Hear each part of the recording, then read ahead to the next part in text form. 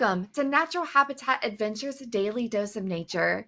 I'm your host, Brooke Mitchell, and today's topic is how to shoot timeless wildlife photography in black and white with NatHab expedition leader Aditya Panda. Thank you so much for being here today, Aditya. Over to you. Thank you, Brooke. Hello, everyone. I hope you've had a great week, and I hope you're looking forward to some outdoors activities this weekend because what good are weekends otherwise? Um, Today's topic is something that we don't probably cover a lot, something that I certainly haven't really covered in the past, and it's to do with shooting black and white wildlife pictures. Of course, a lot of people think that when you're shooting nature or wildlife, it's so full of colors. Why would you want to turn that into black and white? And it was the same mental block that prevented me from shooting wildlife in black and white for a very long time until I chose to experiment and change my mind.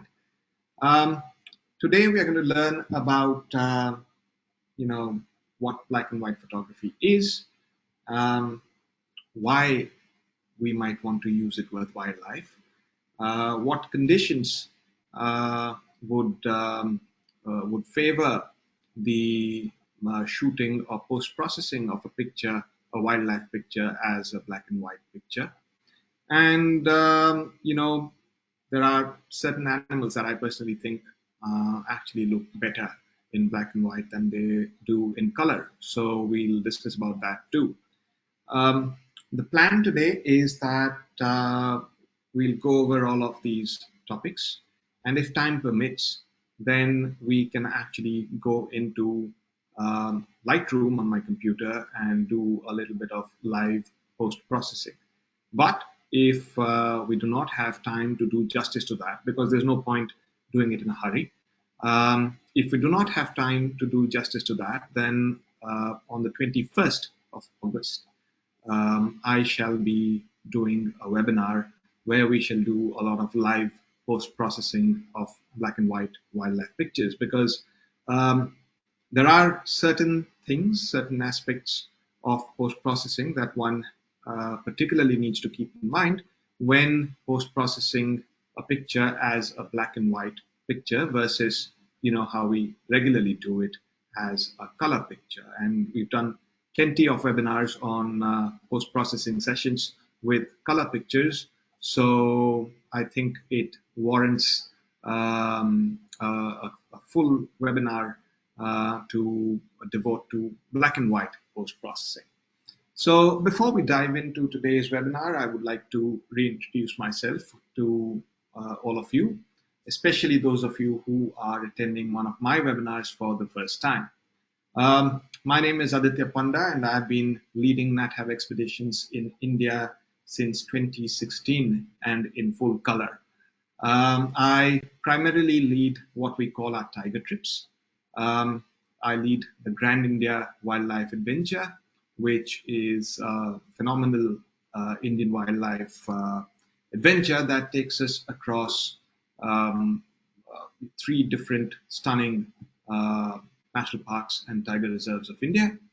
I also lead India Tiger Quest, which is a tiger-focused itinerary that takes us to a reserve called Ranthambore in northwestern India, where we spend a whole week looking for tigers. And I also lead photo expeditions, and the one that I do in India for tigers is the India Tiger Safari photo expedition. When I'm not leading NatHab expeditions, I am based in eastern India in a state called Odisha, where I devote my time to conservation, particularly in tiger and elephant landscapes. All right, so let's get into today's topic. Now, as I was mentioning just a minute ago, a lot of people might ask, why black and white, and why with wildlife? It's a fairly deep question, Um, I was just telling Brooke before we started that we come from at least I come from a generation where black and white was considered sort of outdated. When I was growing up in the 90s, we wanted to see everything in color. Black and white photos and black and white films were considered old and outdated. Um, that has changed now. That perception has changed now. Black and white or monochrome or grayscale, we'll discuss the differences between those terms too. Those terms are no longer used to refer to outdated technology, but they are art forms in their own right. And with photography, especially, they can be pretty powerful.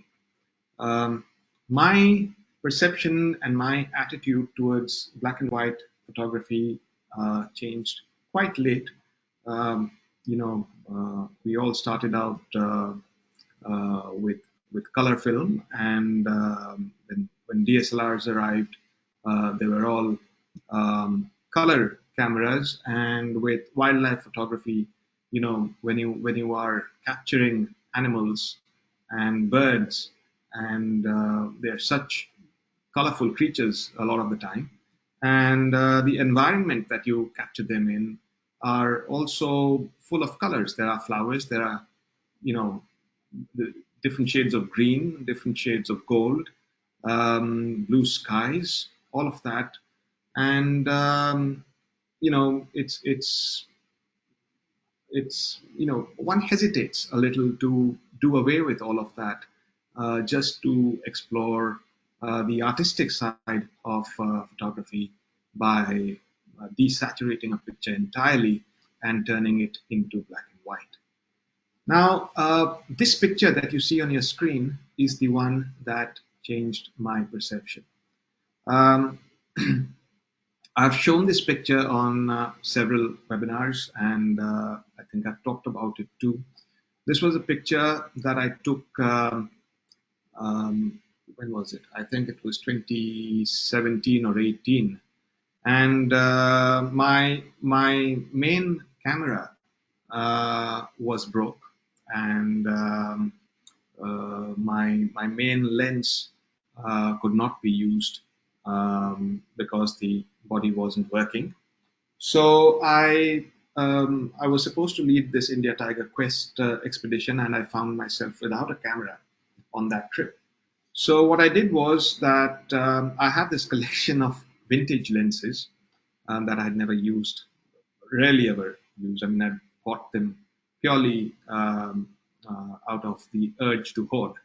And I had this beautiful, probably late 1970s, early 1980s Pentax 200 millimeter prime lens. It was a 200 millimeter f4 lens, entirely manual, beautiful piece of craftsmanship, and it was just lying in the dry box, in the dry cabinet. And I paired that with with my second DSLR. In fact, my second DSLR ever, which was 2006 Pentax K10D, which was a 10 megapixel DSLR. I think it was the third DSLR that the company had produced, so it was that outdated. Um, of course, also being an older DSLR, not only did it lack megapixels, it had only 10 megapixels. It also had pretty poor low light capabilities, so you could not really go above ISO 400 to, have usable pictures out of it. So I had this combination with me. All the guides and drivers in the park were laughing at me, and um, entirely manual setup. You did not have autofocus, so you had to use your palm to bring a picture quickly into focus. And with wildlife, that can be really difficult because animals move. And we had come across this beautiful male tiger late one afternoon, and he walked in front of our jeep as we backed up for, I think, a couple of miles. And I took a lot of pictures, as many as I could, at 3 frames a second that the camera was capable of, and whatever speed I could focus the lens with, it being a manual lens. And I took my pictures, and I got back and I looked at them on my computer. A fair number of them were actually quite well in focus, but I wasn't particularly happy with the lighting and the colors. Nothing to do with the camera or the lens. It was just not exciting lighting.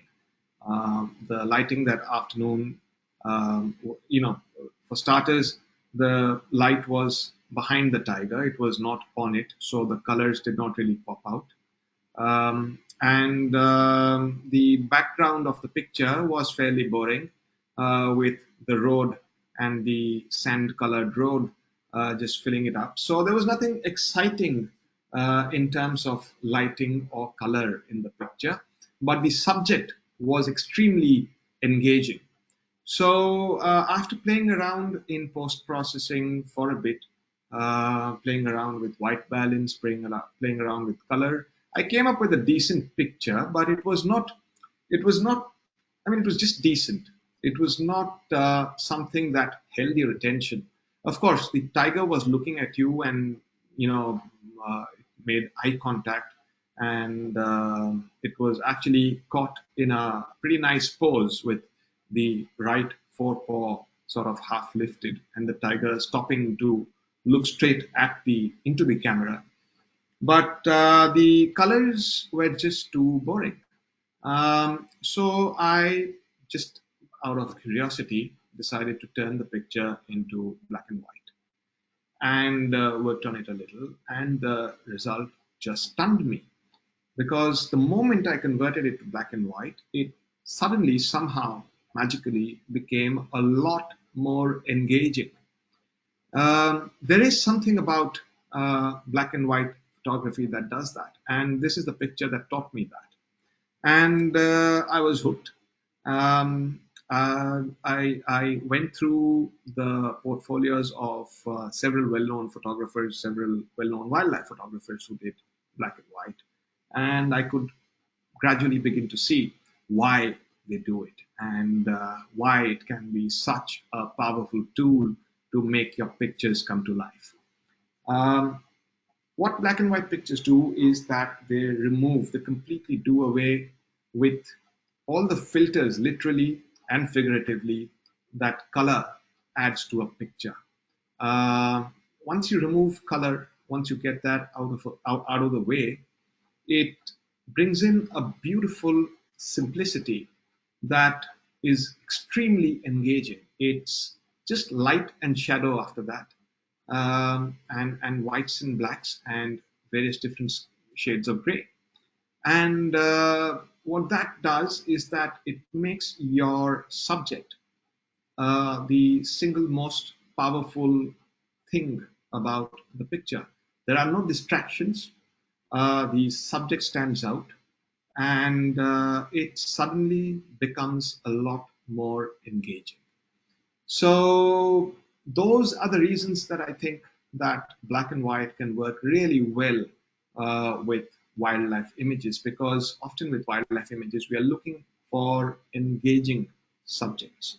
I'm not saying that color pictures cannot do that or do not do that, but in certain circumstances, black and white just works.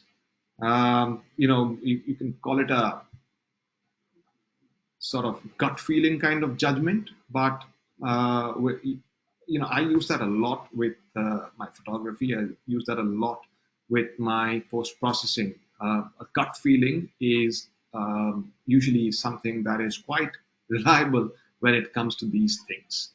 Now, before we get deeper into black and white photography. I wanted to explain the difference between these terms, which can be confusing. The you might hear these terms being used almost synonymously quite a lot: black and white, grayscale, and monochrome. Um, in terms of photography, black and white and grayscale are pretty much the same thing. We photographers tend to use the term black and white more popularly, more commonly, but what we're referring to is actually grayscale photography, where we are using different shades of gray from black, pure black, to pure white, and everything in between, to display our pictures, to convey our visual message. And then there's monochrome.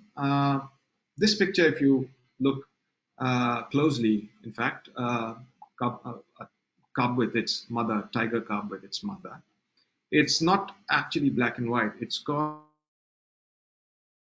Last thing we heard was explaining monochrome. Could you by chance go back to explaining what monochrome is?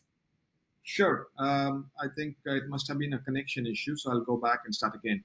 Can you hear me clearly now? Yes, we are all on the same page now. Thank you. All right. All right. So I was explaining that monochrome is a type of photography where you display pictures in a single color. It could be sepia, it could be any tone or any single color.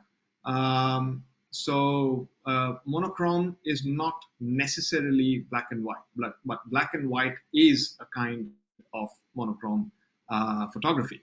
So I was mentioning after that in today's webinar we shall focus on black and white or grayscale photography, while leaving monochrome for some other webinar. And then I was explaining how and why black and white can work great for wildlife. Because you see, with wildlife, as I was mentioning earlier, colors do play a very important role. Here we have a scene where we have a rhino in the Kaziranga National Park and Tiger Reserve, photographed on a Grand India Wildlife Adventure.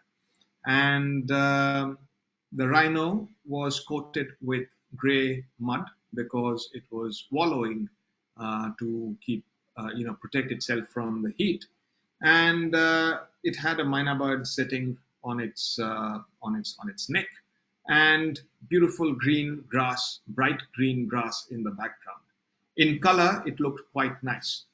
um, the myna bird probably drew a little more attention than it should have, because it also sort of stood out. But the moment I turned this picture into a black and white picture, it suddenly completely changed the mood of the picture. Then the rhino sort of became the center of attention. The folds on its skin, the mud on its back, the wrinkles on its neck, the texture of its skin, they all started popping out, uh, rather than the green background and bird on its back taking away attention.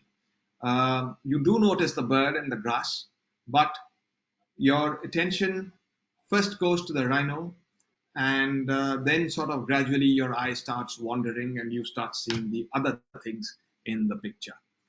So black and white can be used in wildlife pictures. It can be a great tool to convey a certain message or a certain look or a certain appearance in your wildlife pictures.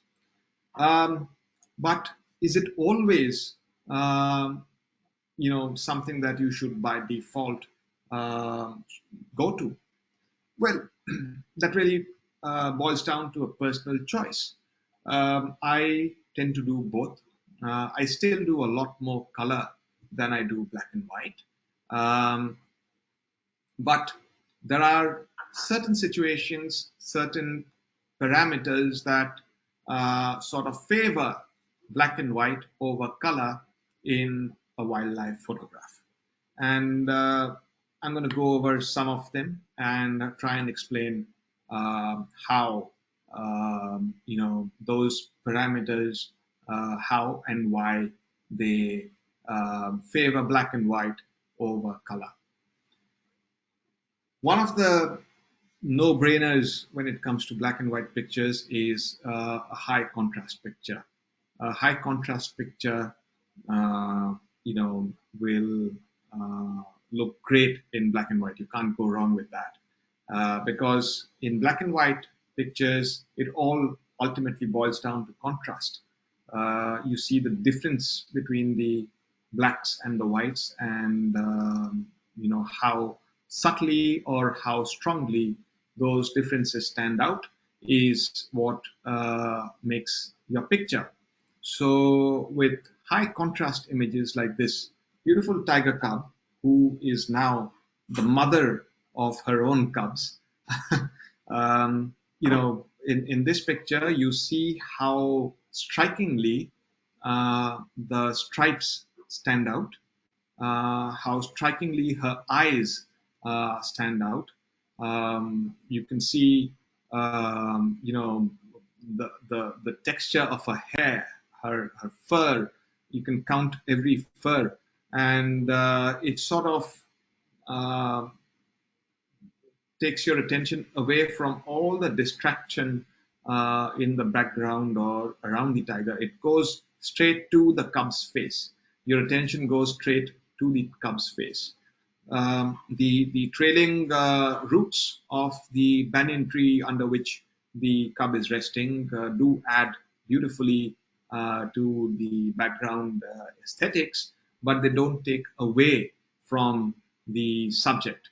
Now, in color, you would, of course, see a lot more. You would see, well, different things. The pink of the tongue, the pink of the slightly less dark pink of the nose, the color of the soil, the color of the tree trunk behind the tiger, and the textures and marks on the tree trunk.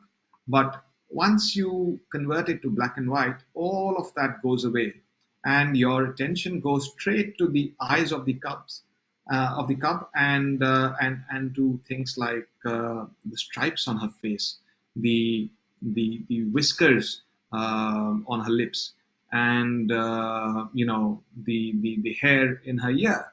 So high contrast images are always great candidates for black and white photography. And as I was mentioning earlier with the rhino, any picture which has interesting patterns or interesting textures can benefit a lot from black and white photography. A rhino has everything. It has a lot of texture on it, and the folds of the skin on the neck, the wrinkles, they really stand out in black and white. And when it comes to patterns, I unfortunately do not have a picture of a zebra, but an animal with black and white stripes would really stand out in a black and white picture. The closest we get to zebras here in India are tigers, and they have black stripes on a tawny or a brown or a red background, but even those stand out really well, as we just noticed in the previous picture, in a black and white picture. So any picture where you want your subjects, um, you know, skin textures, or if you're doing an abstract close up of something like an elephant's tusk, or a buffalo's horn, and you want to show the cracks and the patterns on them, black and white is a great way to emphasize that. Now, Black and white can also be used to rescue a lot of pictures that you might otherwise give up with. A lot of times, ideally we all want to be photographing at golden hour or purple hour or whatever you call it, around sunrise and sunset. And you get beautiful colors at that time of the day. And of course, that gives you beautiful color pictures. But there are other times of the day when you still get to watch wildlife. And sometimes that can be on an overcast day when everything is boring, dull, and that can also be in the middle of the day. You don't always get beautiful light. Uh, Light can sometimes be extremely, well, unpleasant in a picture. The tone of the light, the angle of the light, all of that change from season to season, from place to place, and with atmospheric and weather conditions. And if you see phenomenal wildlife in that kind of light, you're still going to take pictures. You are not going to put your camera down. And one of the ways to rescue those pictures is to take all of that color that emphasizes the imperfections, the imperfections in light away, and just go to grayscale or black and white, and then you can focus on what is really important. For example, here we have a young bull elephant that I saw a few weeks ago, and is a nice young tusker. He's got his tusk growing out. There's beautiful pattern on his skin, as there always is on elephants. He's standing beautifully with, his right forefoot lifted, just like the tiger, and with his trunk exploring scents and trying to figure out, curiously figure out what we all in our safari jeep were doing. And, you know, it was a beautiful animal. But if you look at this picture here, the light was terrible. The greens of the plants that you see were fairly distracting. A lot of these plants are actually weeds in this area. So um, you know, weeds, especially for those who know weeds, are not something pleasant to see in a natural environment. They're invasive and they're not from here. Also, as you might notice, the sky is absolutely dull white. It's hazy, overcast, and there are no colors. There's no texture in the background. So it was a pretty boring picture. I mean, I did work on it in color, and I tried to make the colors pop a bit. It was actually drizzling a bit that day. I tried to make the colors pop a bit, but it just didn't look good enough. And when I converted it to black and white, it just completely changed the picture. So, yes, that was boring light. Boring light is a great reason for you to try and switch to black and white and see if that makes the picture any better. Another situation with light is it can sometimes be very difficult. uh, you know, Here we have a tigress in a beautiful meadow in Kanha Tiger Reserve in central India. Picture taken on a Grand India Wildlife Adventure. She was walking through the tall grass, and for most of the time, all we saw was just the tips of the grass moving. And then there was a brief moment when she appeared and she looked up over the grass, and it was a beautiful moment. Shows how well a tiger, an animal as large as a tiger, can completely vanish into tall grass. And I took a picture of her while she did that. The grass was golden, which sort of matched with the color of the tigress. And it would have looked great in color, but the only downside was that I had taken this picture at midday. So the sun was right overhead and the light was really harsh. It was a nice clear day. Skies were blue, all of that. But had it been 2 hours before I took this picture, I would have probably kept it as a color picture because the light would have been at a lower angle and there would have been no harsh shadows and even heat haze is a serious problem with photography, especially when using long telephoto lenses with wild animals at large distances. The overhead light at this was almost noon, and the overhead light not only made everything very harsh, it also caused the eyes of the tiger to actually be in shadow. So the colors of the eyes did not really come out. The eyes looked dark and black and without detail. So this is what the picture looked like in color. You see, no eye detail, very harsh sort of light, very difficult to get color detail out in that sort of light, and extremely warm sort of colors. So converting it to black and white definitely took away all of those unesthetic, unpleasant factors and brought our focus straight to the tigress and to show how she looked in tall grass. And the fact that her eyes were in the shade is still true in this black and white picture, but it doesn't look as much of a letdown as it did in color.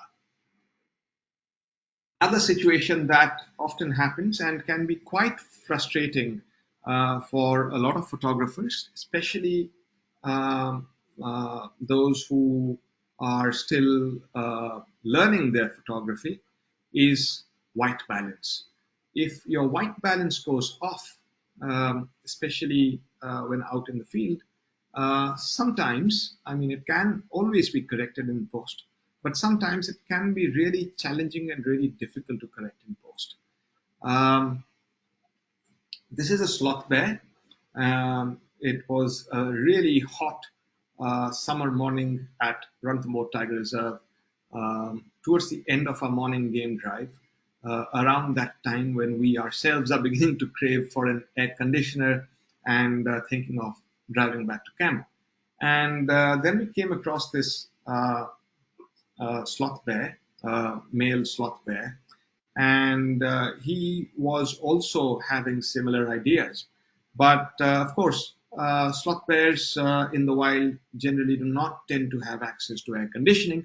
So our bear here did the next best thing. He led us to a nice waterhole, and then he promptly got into the water and decided to start cooling off in the water. It was a really hot day, and I could totally empathize with why he wanted to be where he was. And I took a lot of pictures. They looked great in the viewfinder. I was really, really happy. And then as we drove back, as we decided to let the bear be and drive back to camp, I was going through the pictures on the back of my LCD screen on my camera, and my heart just sank. This is what they looked like: ugly, blue, and I instantly recognized what might have been wrong. I checked my camera setting, and somehow, by mistake, my white balance, which I usually set to auto or automatic, had been changed to tungsten or something like that. And my hopes plummeted. I knew I could fix it to a great extent in post processing, but the pictures really looked completely uh, close to being hopeless. I did work on the picture in color. It turned out to be okay, but when I converted it to black and white, that saved me. That saved those pictures. So when your white balance is off, or when you're having difficulty finding the right white balance, in either case, uh, going grayscale is a great idea, because once you go to grayscale, white balance becomes irrelevant. Once you go to black and white balance just goes out of the window. You don't think about it, you don't need it. You just focus on light and shadow and blacks and whites. And as I was saying, the simplicity of it is really the beauty of black and white photography. Another savior uh, is for black and white. um, you can really save dull pictures, pictures that otherwise are not engaging, pictures that do not have anything spectacular, anything uh, extraordinary about them. Now here you see an Indian wild dog, or an Asiatic wild dog, also called dhole. And it's a fairly engaging picture. The dog is looking at you. You can see the eyes. Is making eye contact. You can see the texture on his face. You can see the hair in his ears. You can see his fangs standing out. And you might be wondering why I'm calling this a dull picture.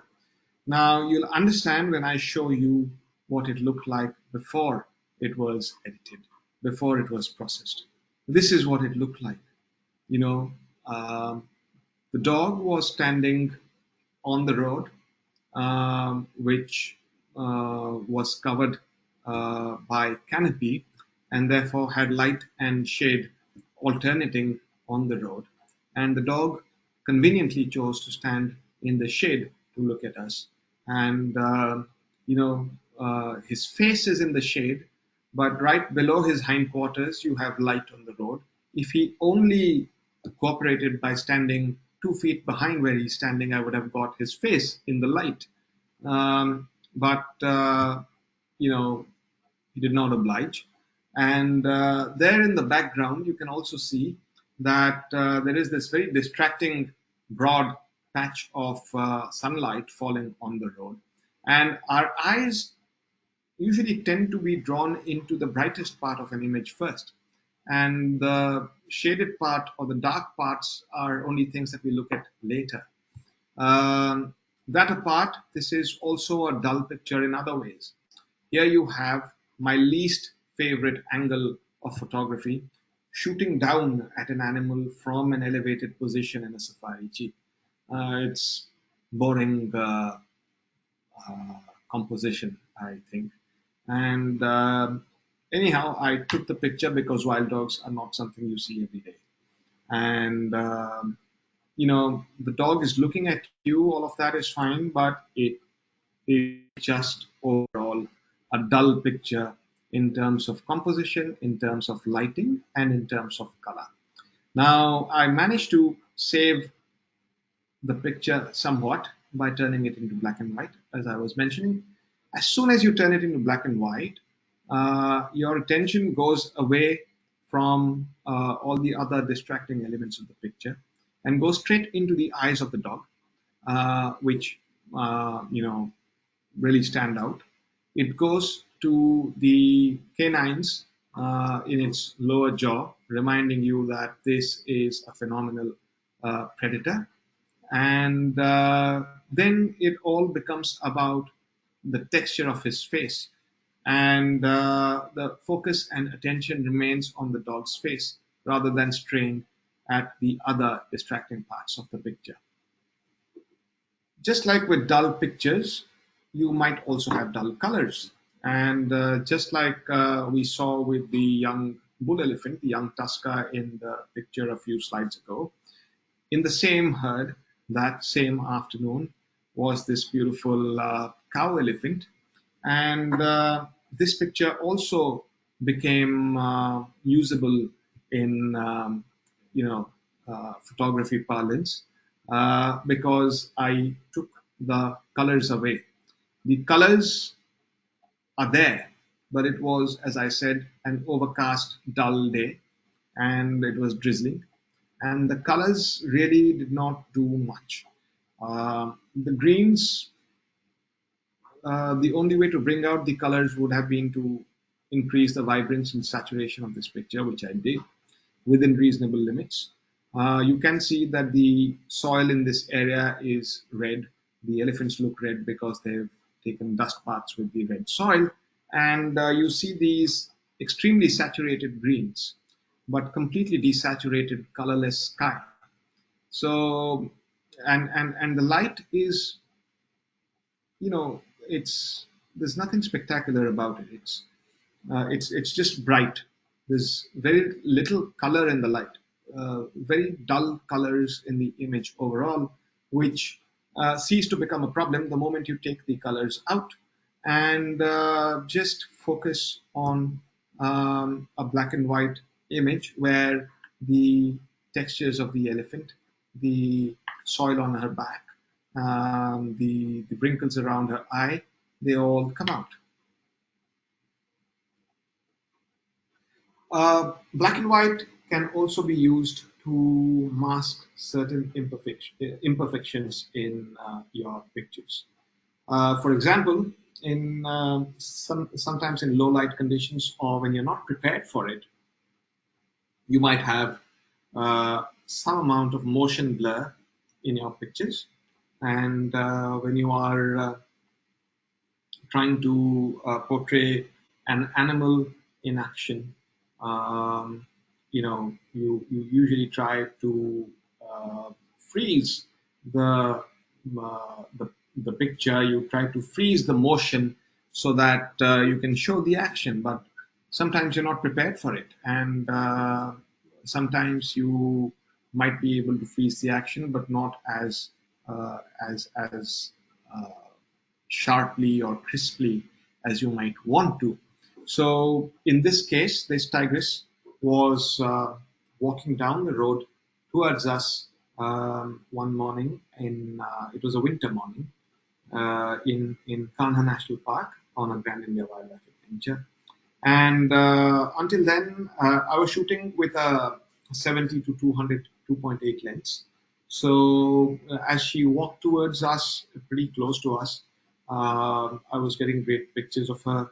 And then suddenly, she seemed to stop, and I thought she was about to mark a tree or something. But then she looked to her left, and then immediately trotted really fast towards the vegetation. She had probably noticed a sambar deer that was inside the vegetation, and she decided to quickly get into cover and start stalking it. So the moment she started this fast trot, I was not fully prepared. I shot away, but I could not get as crisp freezing of action as I might have wanted to. So when it comes to you know accepting motion blur, black and white can be a great way to do that because it sort of adds this vintage feel to an image, and motion blur is often very acceptable in a vintage-ish looking image.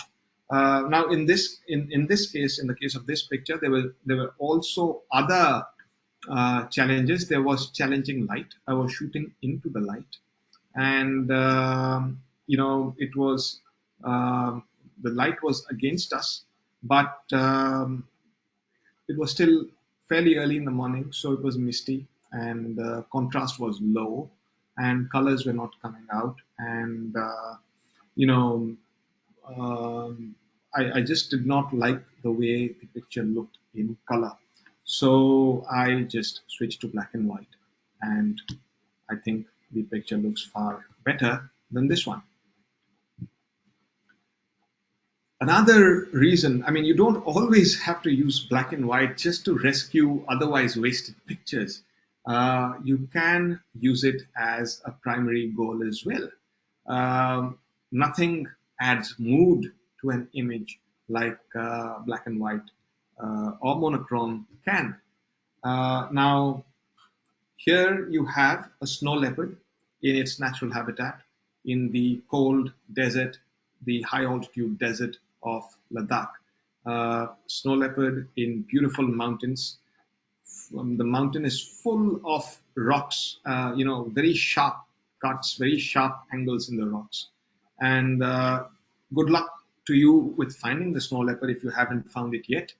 But I think in this image, the rocks themselves they were fairly devoid of color. They were it's just grayish brown shades, and the snow leopard itself is a gray cat, and it is also a cat that merges incredibly well into its habitat, and it's really difficult to pick out. And in the case of this picture, I decided to turn it into grayscale to emphasize that, to add to that mood, to show how the gray cat merges into the gray rocks. And, I added some texture, and it just uh, completely changed the look and feel of this photograph. Uh, Pictures like this can really only be appreciated when you print them really large and put them on a wall. I know it's difficult to appreciate pictures like this on a presentation slide on a computer screen or a phone. Um, Here is another picture that I really think uh, turning into, well, this was not black and white. You can this has a slight sepia tinge to it. So I turned this picture of a tigress walking through an ancient gateway of the fort in Ranthambore Tiger Reserve, and I turned it into black and white, not because the light was bad, not because the picture was noisy, not because it was dull or anything.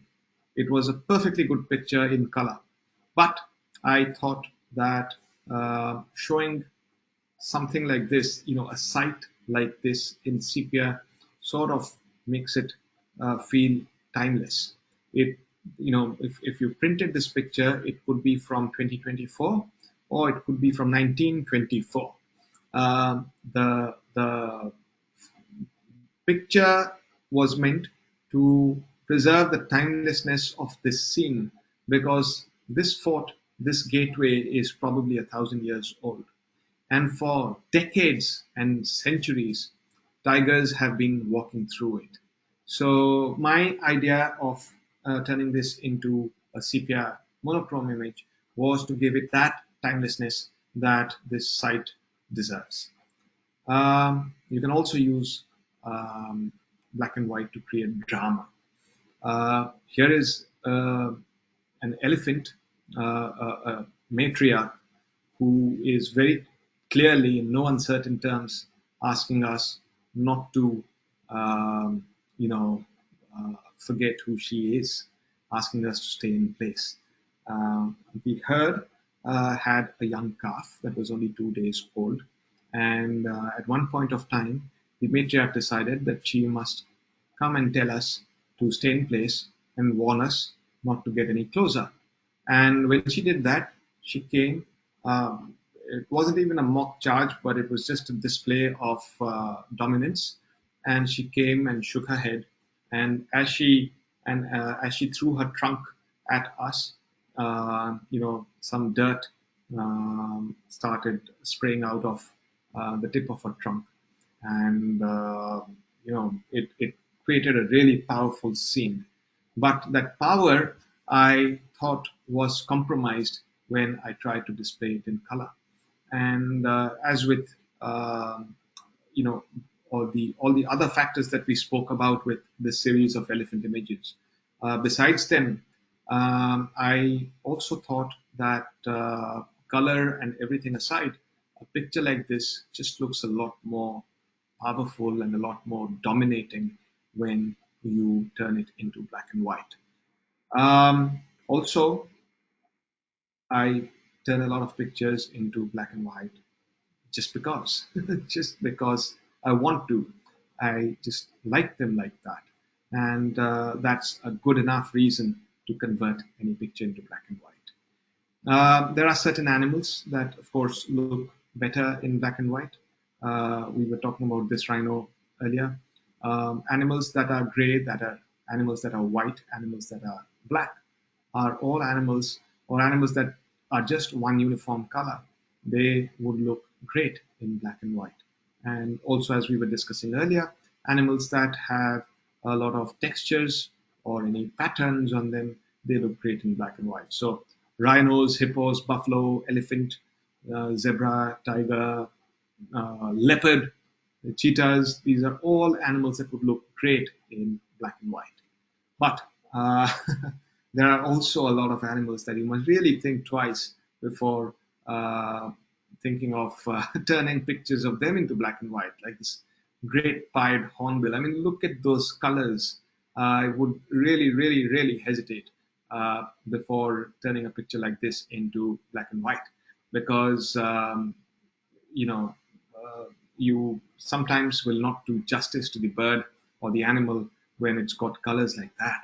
But that's not to say that you should not experiment. I mean, you can even make a great black and white picture, can even make a kingfisher or a hornbill look good without its colors. So, the key to understanding that is just using your own judgment, your own eye, your own sense of aesthetics to see where it works and where it doesn't. And there are still uh, pictures that will always look better in color. So don't go about just converting all your pictures into black and white. There are pictures in great light, in beautiful settings, in beautiful colors that will always look better in color. So don't let today's webinar change your mind about color. The one great thing about black and white is that now it gives me the chance to go back to pictures shot years ago and find new life in them. And it's also just a great exercise in art that gives me a lot of aesthetic pleasure and something that I really enjoy. And I shall postpone talking about post processing black and white pictures to our next webinar. I really hope you found today's webinar useful and interesting. And I hope that whatever I try to teach you today, all the thoughts that I shared with you today, will inspire you to experiment with your own pictures and play around with black and white a bit. And for those of you who are keen to learn how to do it with perfection, on the 21st of August, we shall have a black and white post processing live session. So with that, I would like to end today's webinar. Brooke, over to you and to any questions that we might have. Wow, Aditya, I told you when we sat down that you're probably going to inspire me to start editing in some black and white. And I actually just did a couple times when you were going through that. I just turned some of my favorite lion shots into black and white. And you're right, the drama it added is absolutely phenomenal. So thank you for that creative inspiration. And I'm sure everyone as well is feeling inspired. Everyone, we have maybe a minute or two for questions, so feel free to put any in there. I was just thinking, I know that you and I, or Rob, I think is going to be hosting your next webinar. What is the one tip if somebody's going to open up Lightroom or whatever system that they use to edit their photos? What is the one tip that we should walk away from right now when we are going into our photos right after this that we should consider when we start editing them in black and white? Well, the one tip that I would give for today would be to go into the presets. We'll go about discussing how to manually post-process black and white pictures from step one through step infinity on the next webinar. But I would really encourage you to look at the Lightroom presets that are there. And they have some really good black and white algorithms in them, and play around with them and use them as a starting point to see what works, because there are many different ways in which you can do black and white for the same picture. So use those as a starting point, and then go into the controls and start playing around. That's a fantastic tip. Yeah, the blacks, whites, black and white, all the things. I completely agree with that. So we are underneath a minute now. So Aditya, I will turn it to you for any last comments. Thank you, Brooke, and thank you to our wonderful audience. I really hope you enjoyed today's webinar. Have a wonderful weekend, and I shall see you soon. Thank you. Oh, great. Yes. Thank you so much for taking the time to present for us today, Aditya. I'd also like to thank everyone who tuned in. Join us Monday for our next daily dose of nature. You can check out next week's lineup, including registration links, on our website at nathab.com/webinars, and keep an eye out for our Sunday e-news announcement. We did record today's presentation, and we will have the replay available on our website soon. With that, I will conclude the webinar. Goodbye, everybody.